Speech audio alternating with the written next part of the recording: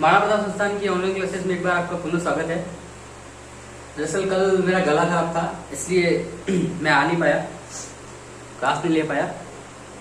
कोई दिक्कत नहीं है। तो देखो आज आपके सामने ये ग्रीन बोर्ड है, ठीक है।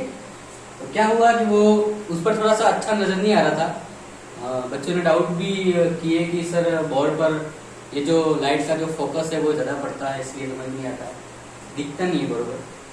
इट्स ओके, हमारे पास हर चीज़ का जुगाड़ है, ठीक है। थोड़ा सा एडजस्ट नहीं है। तो एग्रोबायो की क्लास लेंगे अपन। एग्रोबायो, ठीक है। एग्रो बायोलॉजी, ठीक है। 12th class Hindi medium. तो अब पिछली क्लास में हमने दैहिक विकारों के बारे में कुछ थोड़ा बहुत देखा था। दैहिक विकार क्या होते हैं, ये क्या करते हैं, कैसे होते हैं, और हमने आम के दो दैहिक विकारों के बारे में पढ़ा था। एक तो काला शीरा बोलते हैं जिसको, और एक एकांतर फलन। इन दोनों के बारे में हमने पढ़ा था।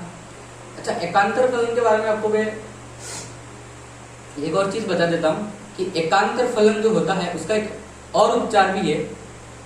जो अपना ये 2,4-D आता है, जो गेहूं में खरपतवार नाशक आता है, वो 2,4-D 200 ppm हो तो वो एक प्रकार का खरपतवार नाशी है। लेकिन अगर 2,4-D 20 ppm हो या इससे कम हो, 20 ppm, तो वो एक प्रकार का हार्मोन है, वृद्धि नियामक है। तो कैसे? तो एकांतर फलन जो होता है उस पर 2,4-D का स्प्रे करते हैं कम मात्रा में, 20 ppm मात्रा में। तो इससे क्या होता है कि जो एकांतर फलन की समस्या आती है उसका निदान होता है, ठीक है। ये आपके ऐसे जनरल नॉलेज के लिए है, बाकी इसका यूज किताबों में नहीं होता है। लेकिन अगर अपन जनरल देखा जाए तो पेक्लाबेट्राजोल मिलना बहुत मुश्किल है, कल्टार नामक दवाई। तो इसके बदले में हम 2,4-D का स्प्रे कर सकते हैं, ठीक है। इसके बाद में अपना अगला दैहिक विकार है, उसका नाम है स्पॉन्जी उत्तक।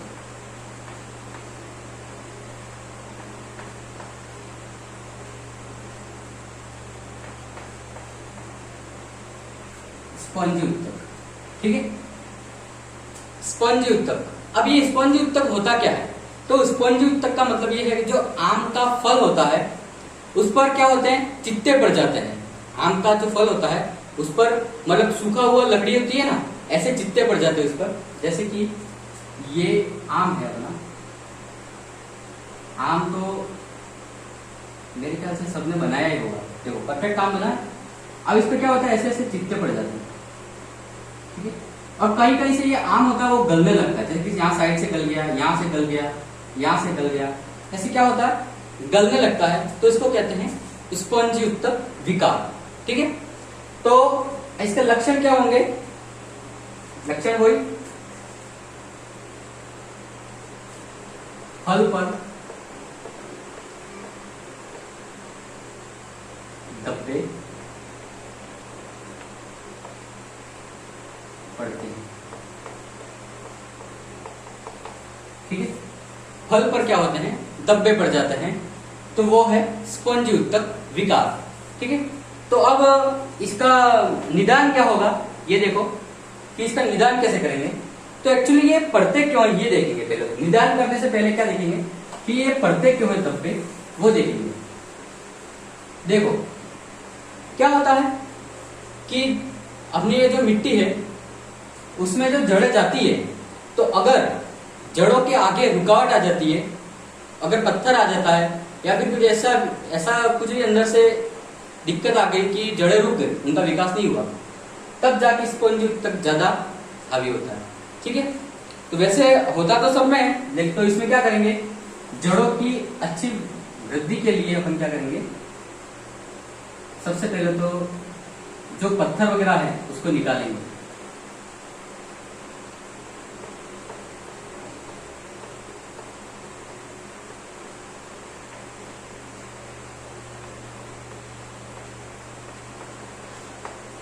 जड़ों से पत्थर हटाएंगे, ठीक है।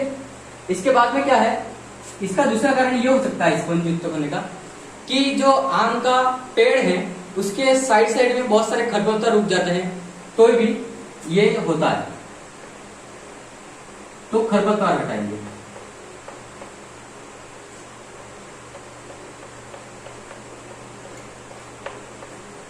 ठीक है, क्या करेंगे? खरपतवार हटाएंगे। ये देखो दो कारण से होता है, एक तो जड़ों के विकास रुक जाने से होता है, तो जड़ों से जो पत्थर वगैरह है खोद के थोड़ा सा हटा सकते हो इसको, और खरपतवार हटाएंगे, मतलब उसके आसपास खरपतवार है तो खरपतवार को हटाएंगे। ठीक है, ये स्पंज युग तक अपना कंप्लीट होता है। इसके बाद में अगला है झुमका रोग।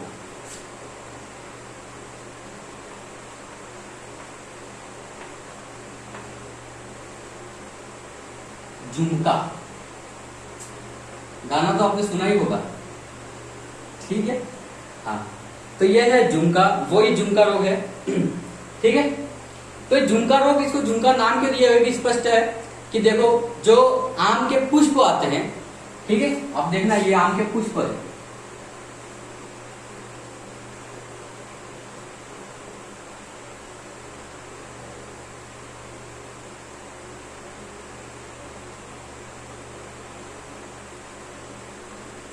देखो ये तो आम के हैं पुष्प, ठीक है, लेकिन जब ये पुष्प ऐसे गुच्छा बन जाते हैं, उन पर पता है, आपने देखा होगा कि जाली जाली सी आ जाती है, पता है, जाली जाली ऐसी हो जाती है, पूरे गुच्छा गुच्छा हो जाता है, तो इसको क्या कहते हैं? झुमका विकार कहते हैं। ठीक है, ये आम का पर्सनल विकार है।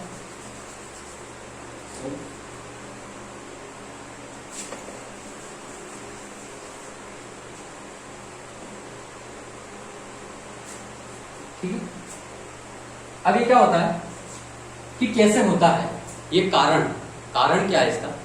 तो क्या होता है, ज्यादातर आपने देखा होगा कि फरवरी मार्च में गर्मी स्टार्ट हो जाती है, ठीक है, लेकिन कभी कभी मौसम बदलता रहता है। इसकी वजह से क्या होता है कि जो फरवरी मार्च का जो महीना है उसमें तापमान अगर कम रहा, मतलब गर्मियों से पहले तो सर्दियां रहती है, तो सर्दियां ही रही, ऐसा हुआ ने आम पर पुष्प आ गए, तो क्या होगा, वो फिर गुच्छा बन जाएगा, किसका? फूलों का। ठीक है, तो इसका कारण है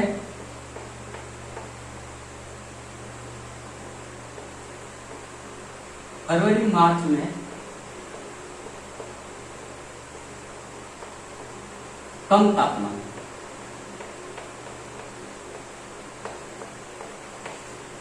ठीक है, फरवरी मार्च में कम तापमान, झुमका, या इसको पुष्प का गुच्छा भी कह सकते हैं अपन, ठीक, आपकी आसान भाषा में समझने के लिए,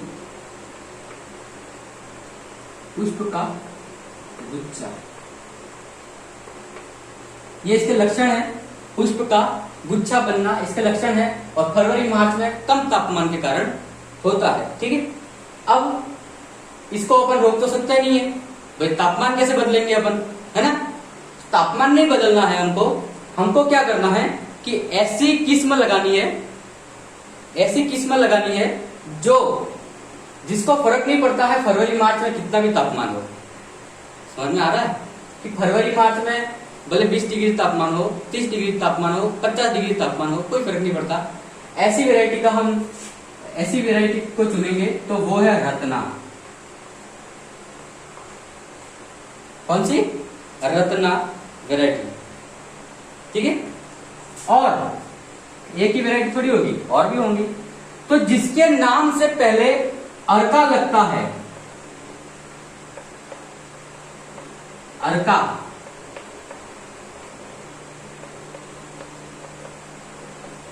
देखो ये बहुत इंपॉर्टेंट है, वेरी वेरी इंपॉर्टेंट। अब मेरी बात सुनना, जिसके नाम के पहले अर्का लगता है, जैसे कि अर्का आम की जो किस्म है वो अर्का मधु, ठीक है,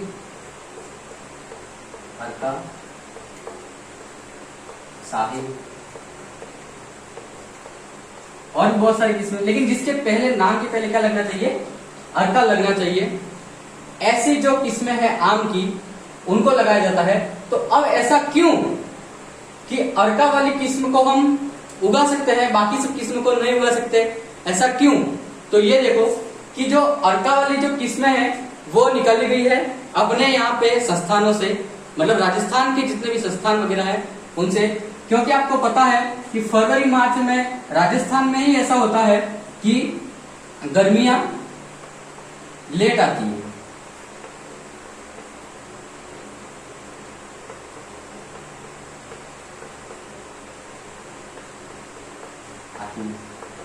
और कहीं ऐसा नहीं होता, फरवरी मार्च में हर जगह पर गर्मियां आ जाती है, लेकिन राजस्थान में क्या होता है? देखो सबसे बड़ी बात, आम होता कौन कौन से जिलों में ज्यादा है? मध्य प्रदेश, उत्तर प्रदेश और राजस्थान, तीनों जो है उसमें आम सबसे ज्यादा होता है। सबसे ज्यादा उत्तर प्रदेश में होता है, इसके बाद में राजस्थान में, इसके बाद में मध्य प्रदेश में।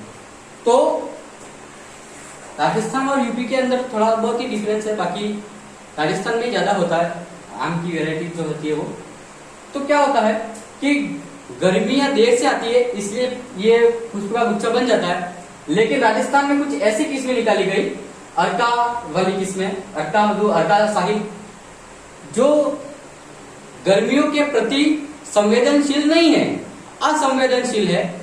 तो उससे क्या हुआ कि ये पुष्प का जो गुच्छा बनता था या झुमका रोग होता था वो खत्म हो गया उनमें।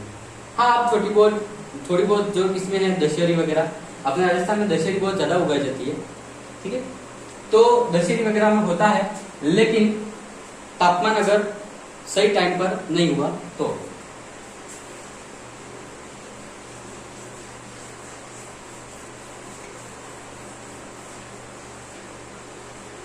ठीक है, ये तो हो गया आपका